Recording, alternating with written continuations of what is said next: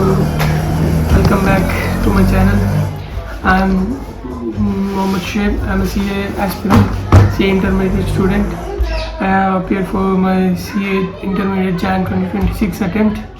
आज मैं इस वीडियो में बताने आया हूँ कि ICA ने CA इंटरमीडिएट लेवल कैसे डिफ़िकल्ट लेवल बना दिया है. अब मेरा एक्सपीरियंस कैसा था ओवरऑल एग्ज़ाम में, एंड मैं इंडिविजुअल पेपर्स के साथ आया हूँ जो पेपर जैसे था, एंड मेरा प्रिपरेशन कैसे गया एंड मेरे पेपर कैसे गए. आप बने रहे इस वीडियो में कि पूरा मेरी CA इंटरमीडिएट एग्ज़ाम जर्नी जानने के लिए. एग्ज़ाम का first of all comes to an accounts advance accounts, जो CA इंटरमीडिएट में एक ऐसा पेपर है जो बहुत लेंदी पेपर है, जो हमेशा बच्चे 2-3 ईयर्स छोड़ के ही जाते हैं. मैं प्रीफर करता हूँ कि हर कोई स्टूडेंट कोई एएस छोड़ के मत जाइए, क्योंकि ICA हर एएस में से क्वेश्चन पूछता है, ढूंढ के पूछता है. भले वो 2 मार्क्स के लिए वो पूछता है.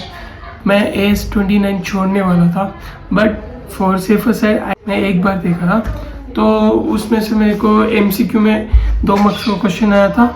या तो कोई AS छोड़ के मत जाइए, क्योंकि हर AS एंड चैप्टर में से कुछ ना कुछ ICA पूछने की कोशिश करता ही करता है. फर्स्ट था for me overall accounts paper was so easy paper, and मेरा टाइमली कंप्लीशन भी हो गया था. बट कंसोलिडेशन क्वेश्चन में 14 मार्क्स का क्वेश्चन था, जो मेरा लास्ट में 1 पॉइंट रह गया था. आई थिंक मेरे को आराम से उसमें से 10 से 12 मार्क्स आ जाएंगे. लेट्स सी रिजल्ट आता है तो मैं मिलूँगा आपको, देखते हैं. अकाउंट्स ओवरऑल अच्छा पेपर था, देखा पेपर था, because most of the questions repeated थे from the PYQ in RTP MTP से. एंड रहा MCQ पार्ट, या MCQ में आया था. MCQ part was like little bit moderate बोलूँगा, बिकॉज उसमें थोड़ा क्वेश्चन कंफ्यूजिंग था. MCQ part was little bit moderate. मैं बहुत ग्रुप लिखा था, इसलिए तो मैं बताता हूँ आपको सब कैसे, कौन सा पेपर कैसे था सब. But accounts paper was moderate. Cash flow statement आपको MCQ में दिया था इस बार ने ICA ने. हर बार वो डिस्क्रिप्टिव में देते हैं, पता नहीं इस बार ICA का कुछ अलग ही चल रहा है. So okay, let's comes to law paper. इस बार कुछ ICA ने धमाली मचा दिया था. Law let's comes to the law paper. इस बार मैं बोलूँगा कि मेरा पेपर तो एवरेज था. लॉ पेपर ना उतना अच्छा ना उतना बुरा, लाइक ठीक ठाक मैनेजेबल था.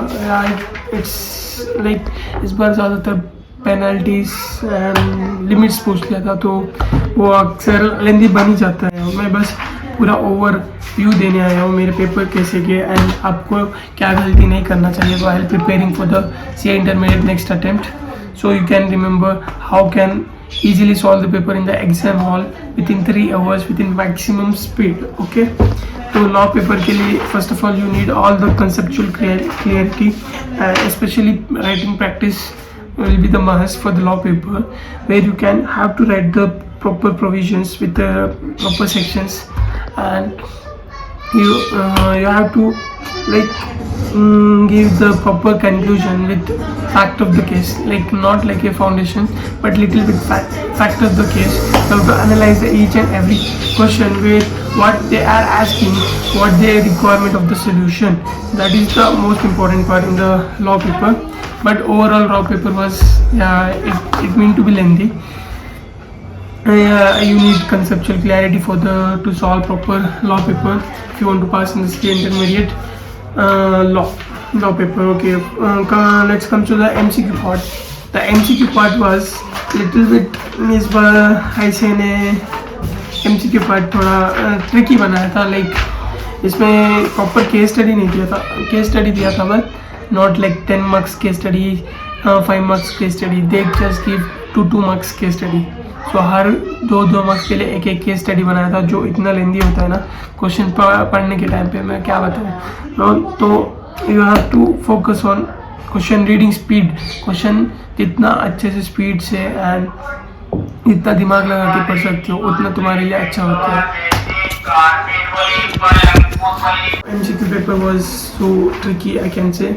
मैंने अगर आके चेक किया था तो मेरे 30 में से 18 मार्क्स का MCQ करेक्ट था. Come to the tax paper where student fears the most because this time January 26 attempt ICA ने क्या सोच के पेपर बनाया था, I really don't know. It was the real difficult level is on top. It was most difficult paper in the CA intermediate group 1. So 15 marks का जो total income question आया था उसने तो मार दिया था एग्जाम हॉल में सबको. Let's come to the analysis part. मैंने जब पेपर मिला था मेरे को, मैंने GST पार्ट से शुरू किया था. GST part was moderate for me because जो ITC का क्वेश्चन था 10 मार्क्स का, दैट लिटिल बिट कंफ्यूज किया था मुझे, but it was moderate where I can score around 5 to 6 marks easily. So एक क्वेश्चन आया था वैल्यू ऑफ सप्लाई से जो सेक्शन नंबर 15 का था. It was really easy for me because मैंने वो अच्छे से पढ़ा था. मैं कोई चैप्टर छोड़ के नहीं गया था GST, to be very honest. Because हाँ 1.5 डे में मैनेज करना बहुत मुश्किल है, बट मैंने GST पार्ट एग्जामिनेशन से एक क्वेश्चन दिया था 5 मार्क्स का, जो उसमें से एक पॉइंट मैंने गलत कर दिया था. अराउंड मेरे को लगता है उसमें 1.5 या 2 मार्क्स कटेंगे. सो नेक्स्ट क्वेश्चन आया था जो क्वेश्चन नंबर 7, ये था 5 मार्क्स के लिए फ्रॉम रिटर्न से आया था. तो यूजुअली वो tax part it was very difficult for me. Like total income question मेरे को कुछ समझ भी नहीं आया क्या पूछ क्या रहे हैं. आई डोंट नो व्हाई क्या हो गया था. इसे को 15 मार्क्स के लिए मैंने around hardly 2 to 3 point solve किया, तो मेरे को लगता है 1 से 2 मार्क्स मिल सकते हैं उसमें बस. एंड रेसिडेंशियल स्टेटस में आया था 6 मार्क्स के लिए, तो उसमें वो लोग थोड़ा HUF का भी पूछ रहे थे एंड मिक्स कर दिया था questions like coffee, agriculture income वाला एंड एवरीथिंग. सो मेरे को उधर कंफ्यूज हो गया तो मैं लिख नहीं पाया अच्छे से. सो नेक्स्ट क्वेश्चन आया था फ्रॉम अदर्स TDS जो 4 मार्क्स के लिए आता ही आता है. TDS मैं लास्ट मोमेंट में छोड़ दिया तो मैंने अटेंड नहीं किया था. नेक्स्ट क्वेश्चन आया था क्वेश्चन नंबर 3 है सैलरी वाला part. It was little bit moderate question, I can say. Salary मेरे को अच्छे से आता था, 6 मार्क्स के लिए आया था, बट मैंने अच्छे से किया है. ये tax direct tax paper was mean to be very lengthy this time, बहुत ज़्यादा लेंदी था. अदर्स से भी क्वेश्चन आया था जो 4 मार्क्स का था, मैंने अच्छे से किया था वो. एंड 6 मार्क्स के लिए PGBP से एक क्वेश्चन आया था. Income tax overall is very moderate paper. I don't think I will clear in income tax or GST. Let's hope. The MCQ part was very difficult for me. मेरे को बस 10 marks अच्छे से solve हो पाया, बाकी का मैंने तुक्का मार दिया था. It's okay. Of my journey, and please subscribe my channel.